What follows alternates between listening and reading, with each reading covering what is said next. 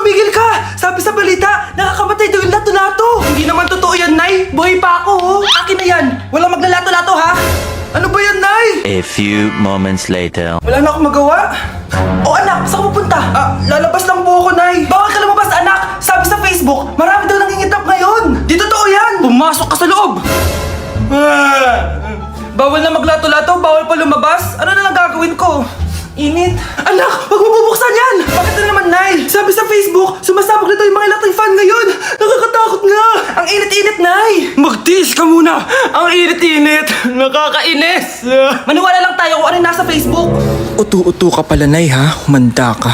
Nay, sabi dito, siswertihin ka daw. Talaga, anak? Pero sabi dito, kailangan mo muna daw ako bigyan ng pera. Oh, ito, mag-withdraw ka, kahit magkano.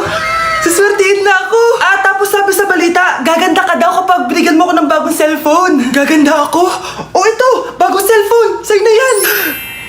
Ang dali mo lang pala utuin, Nay. Marami pa ako ipapabili sa'yo. Happy birthday to you. Isa pa, guys. Isa pa. Isa pang happy birthday. Ano? Isa pa? Bala kayo dyan. Kakain na ako. Maligayang bati. Happy birthday po, ate. Hindi po ba kayo nagbe-birthday? Nakagown po kasi kayo eh. Siya po yung nagbe-birthday, naka-t-shirt? Sige po. Balik pa kayo masarap ba yung sopas? Oo, masarap yung sopas. Ang sarap nga eh. Grabe, salamat pala sa kape Yung totoo, birthday ba to o lamay? Ano, tara balik pa tayo? Paubos na din yung sa akin eh. Panglimang balik nyo na yan patay gutom. Aba, may sinabi bang isang beses lang pwede bumalik? Tara na nga, huwag mong pansinin yan. Una na po kami. Ay, may giveaway po. Ay, thank you. Thank you po. Sige po, una na po kami. Ako kapag ayaw ko ang luto ni Mama. Anak, tikman mo nga to linuto ko. Sige po, Nay.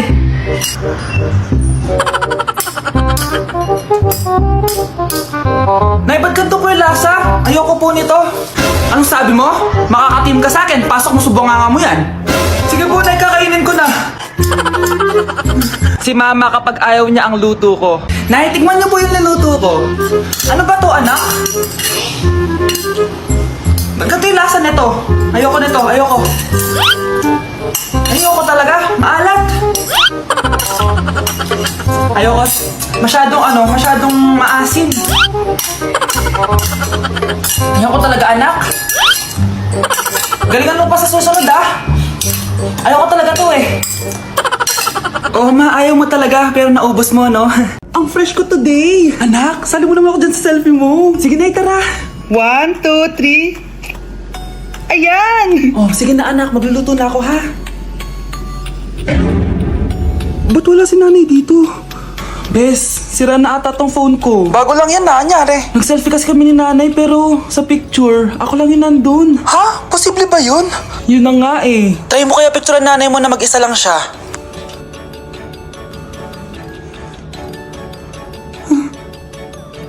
Wala talaga siya. Anay, bakit mo ako pinipicturean, anak? Sabihin mo sa akin yung totoo, Nay. Ano ka ba? Bakit hindi kita makita sa mga picture? Ha? Patingin. Oh, nandito naman ako Ano sinasabi mo, anak? Alam mo, anak, kumain ka na doon. Gutom lang yan. Scarlett, mag-ingat ka sa nanay mo. Ha? Bakit po, tita? May malalim na dahilan kung bakit hindi siya nakikita sa picture. Alam niyo po yung tungkol dun? Sige na, baka makita pa ako ng nanay mo. Kaaway ako nun. Tita! Oras na para malaman mo kung sino ka talaga, Scarlett. Mukha ka na namang stress, anak. O eto, mawawala yung iniisip mo. Ano to, Nay? Gatas lang yan, ano ka ba?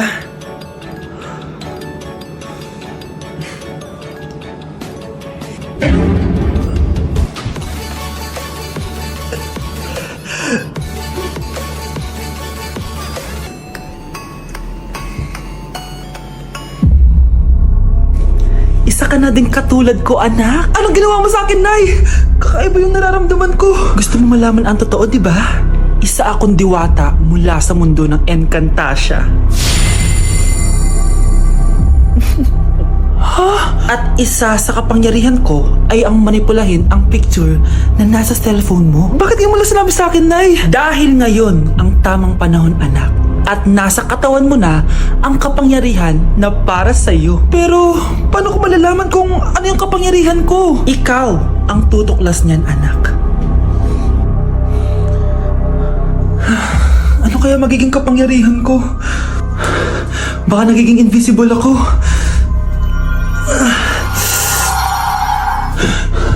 Hindi ako nawala. Baka kaya ko magpalutang ng gamit.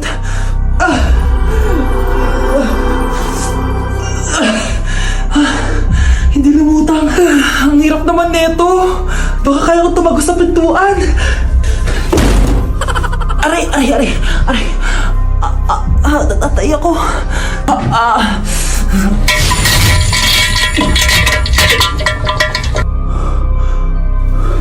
Ano yun?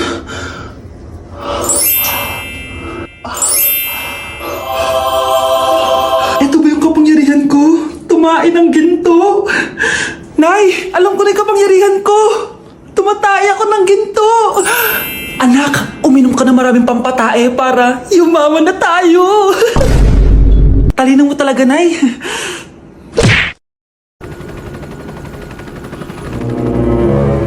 OMG, grabe yung baha, oh! For sure, marami naman nakurakot si Dad. Paldo! Oh, Cheska, ba't ang aga mo? Di ba traffic kasi baha? Ay, opo ma'am, baha nga po eh. Kaya pinag-helicopter na ako ni Daddy para safe ako. Kawawa nga po yung mga tao eh. Wow, sana all. Yes Daddy? Opo, nandito na po ako sa school. Yung baon ko 1 million ha, send mo na. Ha? 1 million yung baon niya? No! Binasa mo yung Chanel bag ko! Sorry, Cheska. Alam mo ba kung magkano to, ha? 600,000 to! Mas mahal pa to sa bahay nyo! Napakamahal naman yan. Whatever. Papabili na lang ulit ako. Salamat ka, mabait ako. Nahiya naman tong 300 peso na bag ko. Be, tara sa kantin. Nag-crave ako ng siomay tsaka ng kwek-kwek. Tara.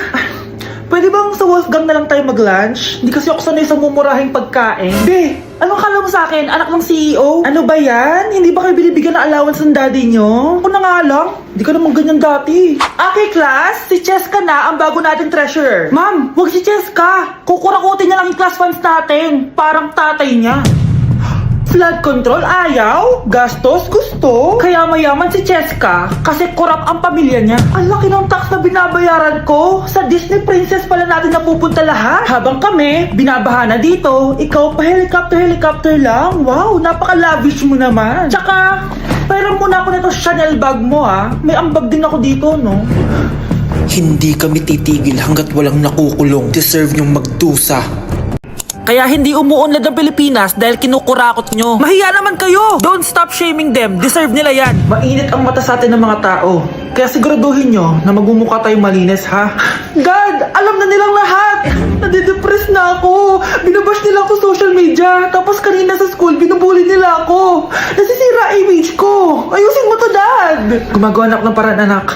Pero sa ngayon, kailangan ko muna kayo palipad sa Amerika para safe kayo. Okay, Dad. I'm calm. Bigyan mo ako ng 10 million pang shopping ko doon, ha? May mga mag-iimbestiga dito. Kaya lahat ng mga luxury cars namin, itago nyo muna. Hindi nila pwede makita yung mga yun.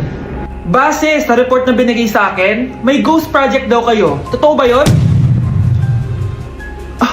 Wow! It's a yes or no question. Bakit di ka makasagot? Your Honor, kakusapin ko po muna yung lawyer ko. Ang kakapal nyo. Halata naman sa mga kilos nyo na guilty kayo. Kamusta na kaya sila, Mom and Dad? Sana okay lang sila. Nawala sa garahe ang 10 sa 12 luxury cars. Pati mga sasakyan tumakas na. Hindi kami papayag na hindi kayo mananagot. Hindi kami mananahimik sa issue na to.